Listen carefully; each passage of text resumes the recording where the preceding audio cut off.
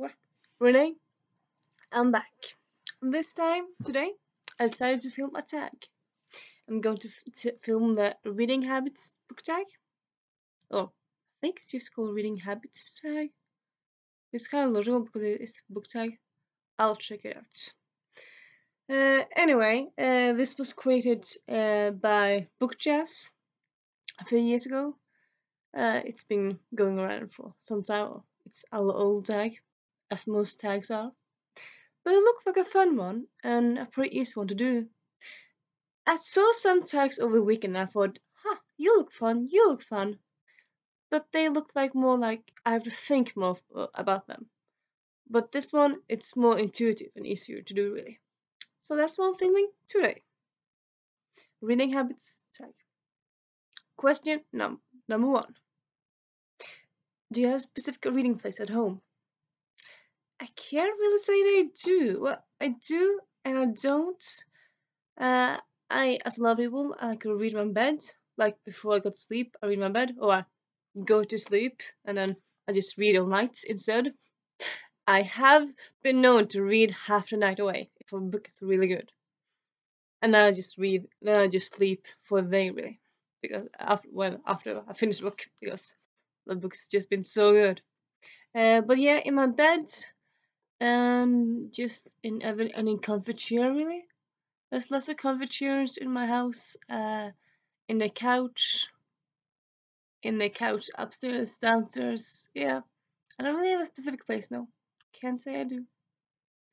And even like if a book is really good, like after wait or something, I'll just maybe stand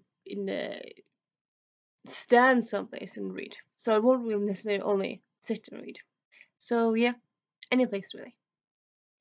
Do you use a bookmark or do you use a random piece of paper? Both really. I do have bookmarks, and I use them. I usually, when I plan to read a book, I usually get it from my shelf, and then I put it either at my nightstand or I put it in my purse because, as I said, that's where the books that I read often tend to end up. Yeah, I also read in my living room and other places, but I usually take them from the nightstand and then just move upstairs. And when I plan to like thinking, okay, today I'm gonna start you. Then I usually get the book, get a bookmark, and put a bookmark in there, and then bring with me to where I'm gonna read. Either just sit in my bed or move to where I'm gonna read. Really. So I usually do that way. But then I might, when I'm reading, I might read, I don't know, two chapters. Depends on the book. Depends on if I'm doing something else half an hour later and stuff. So if I'm being interrupted and suddenly I put the bookmark in the kitchen and I'm in the living room, well, then I'll just find a random piece of paper, like a newspaper, a post-it note, or anything really. But if my bookmark is close to me, I'll use it. If I don't have really bad time, like if I need to do something now, then I'll just take something that's closest to me. And if it's closest to me is a post-it note, I'll use the post-it note. Question 3. Do you have to read till a certain point? Like, do you have to stop to read after at the end of a chapter or at the end of the page, or can you just close the book and stop whenever? I can't really stop whenever. Well, of course, as the asterisk is, if a book is really, really good, and I'm thinking, oh, I'm tired, but it's such good, this scene, then I'll just continuing till it slows down, or until the book is finished.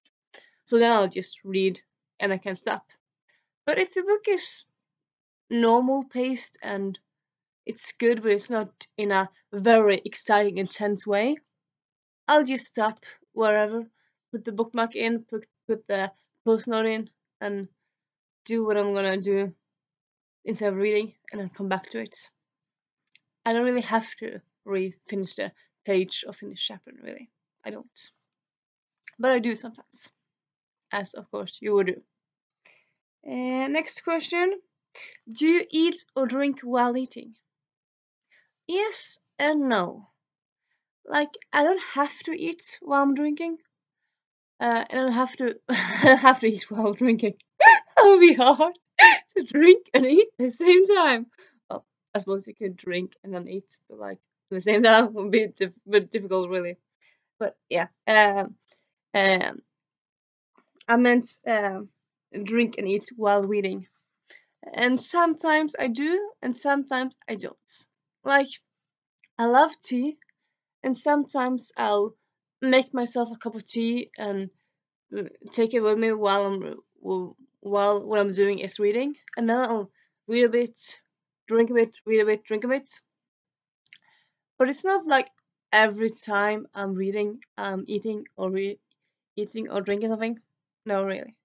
I suppose the only exception really is we have this kind of tradition in my family that the day after Christmas Eve, well, Boxing Day, as you say in English, we wake up when we want to. So just it might be at 10 in the morning, it might be at 12, 1 in the morning, or just really relax, start the day very slow and just chill. And then we uh, go on up into the living room, and then we bring usually the book that we got for Christmas, or maybe a book that we read at the time. Usually I get books for Christmas, so usually that's what I'm reading then really. It might be something I've started before. But anyway, and we just all sit there reading, and then we usually have a plate of Christmas cookies on the table, which we then snack while reading. But other than that, there's not really a specific time that I am reading anything. I might do it, but it's not like I always do it. No. Moving on. Mm, do you read and have the TV on? Do you read and have music on? The same answer here in a way, really. I do and I don't. Like, if I'm sitting someplace and I'm reading a book and my father, or I'm saying father, my dad or my mom is listening to music, I don't really mind it. I'll just enjoy a book while the music is over there, and I'll sit over here reading, and la la la la la is over. I'll just tune it out. Or if it's Bach or Mozart or something like that, I'll just enjoy it because it's classical, so it's easy to read too. Anyway, but at the same time, I won't really. It's not that often I'll go myself, put some music on, and then find a book and start reading. I won't do it intentionally only, but if it's accidentally in the background, I don't really care. So I can read with books with books with music on, but it's not like something I try to do, something I intend to do. Really.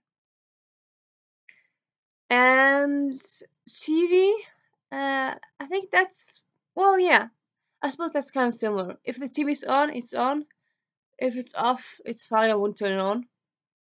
And like if what's on TV is a show that maybe it's a rerun or something, or it's a show that no, I'll like sometimes I'll have a book to read and read a paragraph and I'll think, oh yeah, this part of the series is on.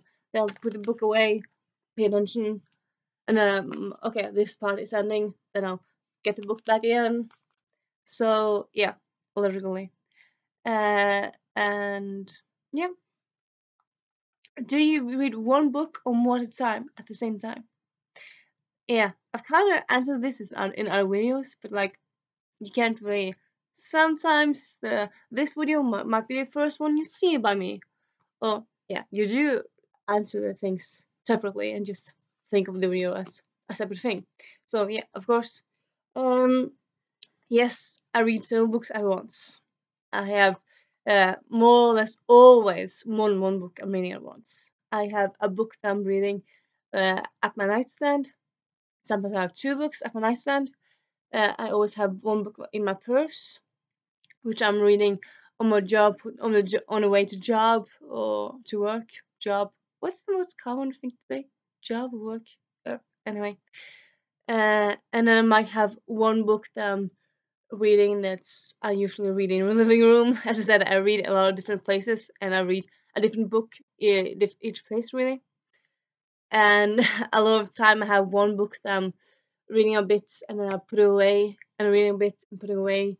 So it's more like very relaxed reading space, I suppose you can say. I don't really focus on it, and that's often a novella book or anthology or a non-fiction book or something like that you can just pick it up and just easily put it away. You don't have to read it in one sitting or two things. It's not like a cohesive story. And that's often a book really that I often like have over maybe a whole year. Like most years on Goodreads, if you pay attention, you could see that I have one or two, maybe three books that I've been selling on currently reading for 6 to 7 months because I pick them up and then forget about them, or pick them up and don't want to read them, but I still want to finish them. And I put them away, and then I think suddenly, I want to read you again, and then I get it back to it. And yeah. So there's that. Do you read at home or everywhere? So do you only read at home or do you read other places as well? As I said, or somewhat said, I usually have one book in my purse, which I read on the way to the job, to my work, because I have to commute to my job, work, so I can read a bit on a train. I read often in my cabin. It's so nice to read there. I read for my holiday. I read all the time, really, all the time and everywhere. The only place I don't read, swimming pool. Yeah, it will be a bit hard to read in a swimming pool while I'm swimming. Like, I once upon a time, like I have to read in the ceiling or something. Yeah, that wouldn't really work. Yeah. Next question. Do you read out loud or do you read silently in your head? Mostly silently in my head. But sometimes, I suppose, as a lot of people, I think as some people, I haven't done research on this one, but I think at least I'm remembering correctly, that if a quote or like if a dialogue or if a description or if something catches my eye, or like I think like, oh, that's a really fun way of saying it. I might say it out loud, or sometimes when a line of dialogue or whatever is confusing me, then I might read it loud and just say, what is that? What it's saying? Like maybe if I read out loud, I might understand it better. Because I actually tend to, and it's kind of weird because I love to read, I read a lot, but I actually tend to like uh, read in a fun way. Like I often oftenish read the word wrong. So if the word is like for example, here you have heart of iron, I might see this and think hair of iron. I might just read a bit wrong. I might get the gist of it, but just adding a few letters and stuff. So of course then if you read out loud, you might, oh yeah, it can't be hair of iron, it's heart of iron, or just look at it very from you understand, oh yeah, that's what it is. And yeah, well, next question. Do you skip pages while you read? Do you read ahead? Yes and yes. Really? You might feel like, well, you read so much, why would you skip ahead? Well, I suppose different ways, different schools of that way of thinking. But with me, actually, I'm thinking that what I love to read is my main hobby. It's what I live for. But at the same time, I don't have time for boring, bad, awful books. I don't. I wasted enough of my time with that. There was a time in my life actually when I didn't DNF book, when I thought, well, I'm gonna have to finish this because someone published this, so of course it has to have some kind of good aspect. It has to be worth it in some way. But publishers and readers, there's a lot of publishers in the world. There's a lot of readers in the world. Not every reader is gonna love every book, even though you think you're gonna love it when you open the book. So yeah. So of course, now I'm just starting DNFing. but also in another sense. So it's like if a chapter or if a scene is boring, it's dragging on. And if I like know the author, or if I understand that this is really important, if it's a long description of something that's it's for something in an action book where the description is just floats in my head and out of my head, I just forget immediately. Then I'll just skip ahead till it's less descriptive. And if it happens that suddenly I'm skipping ahead, and something happens like, oh, suddenly that red house was important, well, I'll just skip back and read again thoroughly. But yeah, if a scene is bad, if a chapter is bad, I'll skip it. If a book with a multiple point of view and one of the point of views are uninteresting to me, I'll skip the whole chapter. Yeah, I'll do that. And also, do you read ahead? Yeah, as I said in an earlier video, I think I did. Oh, don't remember everything I said. But actually, yeah, I sometimes, actually don't do it all the time, but I sometimes actually open a book, and before starting the book, before reading anything of the first chapter at all, I might, it's a bit weird, I know, I might pick up the last page and just read the last sentence of the book, or maybe read the last paragraph. You might think, Renee, what? That's weird. But I think it's kind of fun to like see where it all ends, and then to be able to compare it where it all ends to where it all begins. And although it's not really that spoilerish. Like if sometimes it might be spoilerish, but when you read the end paragraph and end sentence first, it's not really that spoilerish. Like if the end sentence is and that was Gabriel's last breath. Well, you won't really care because you won't know who Gabriel is yet. Or and often really the last sentence, it's often like uh, and then they walked, or and then she smiled, and then she walked into a distance, it might be. And often it's not really that revealing. I suppose you could say in Blood Promise. Yeah, Blood Promise. Shadow Kiss. Sorry. In one of the Vampire Academy books, the end sentence is kind of revealing. But still, that one got me like hooked. Like, oh, really? This is gonna be so interesting because you don't really know the what happened just before that. So knowing one sentence or two or three sentences of the end, it doesn't really ruin that much for you. At least I don't think. It doesn't for me, at least. It doesn't. While you read, do you break the spine? I do, but that's on accident. I actually try to not break the spine. I suppose you could say like, well, if you're reading and if you're being too careful with not breaking the spine, you have to read like this.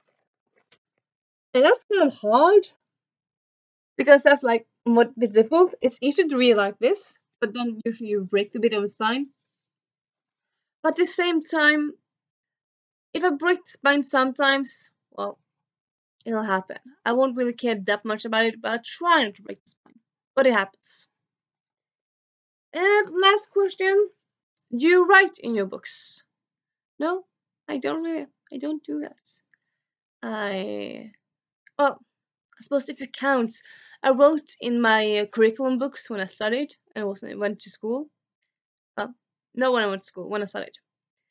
But now, when I just read for my own pleasure and enjoyment, I don't. I don't. No, I don't really. Not at all. So yeah, that was the questions of a reading habits tag. Reading habits book tag. I'm gonna check it out and write the right one in a doobly-doo and a name. And tagging people, well, as normal, it's an old tag. I tag whoever wants to do it. You wanna do it? If you're looking at this and thinking, I wanna do that tag, you go ahead and do it. Okay. As normal, it's become a long tag. I think most tags are long, really. At least in my experience. I hope you enjoyed this video. And Renee, listen to me saying Renee, out.